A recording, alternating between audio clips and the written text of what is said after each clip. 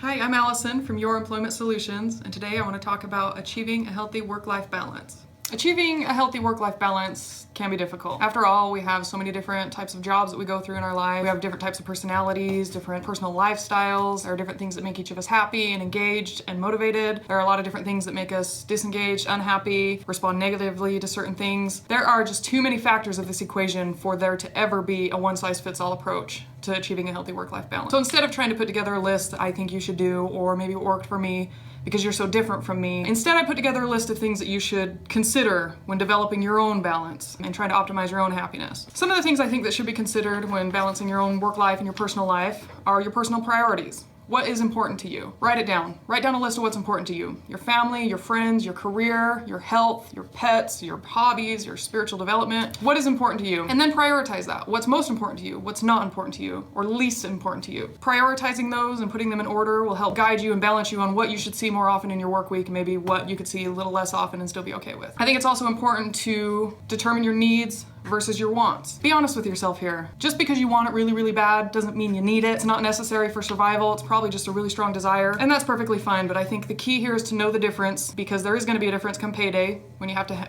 answer to your needs versus what you want. But it's also important to know that you need to knock a couple items off your wish list every now and again. Another important thing I think you should consider is the age-old saying, begin with the end in mind. When you consider your desired end result, or where do you see yourself in 5, 10, 20 years, if you can kind of pinpoint where you want to be in the future, it can help guide your everyday dealings and your step goals to get there. I think you're going to be happier in the short run when you're accomplishing little step goals to get you to your ultimate goal, and you're going to be happy in the long run by getting closer to your desired result or your end goal. And so keeping the end in mind and keeping where you ultimately want to be can help guide this process and help you determine how to balance your life. With all of that being said, considering your priorities, your needs versus your wants, and beginning with the end in mind, it's very important to know that things are going to change. This is going to be trial and error. It's very important to test things out and know that it's not going to be perfect the first time. Your life's going to change. You may get a different job. You may get a new family member. You may lose a family member. Life is going to change, but I think the most successful people are those who are adaptable and who can kind of roll with the punches and change as life changes. Kind of anticipate that. Anticipate things are going to change and that you're going to have to rebalance everything out.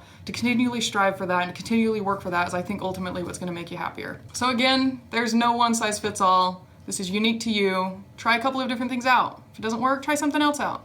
But have fun with it. Thanks for watching. Good luck.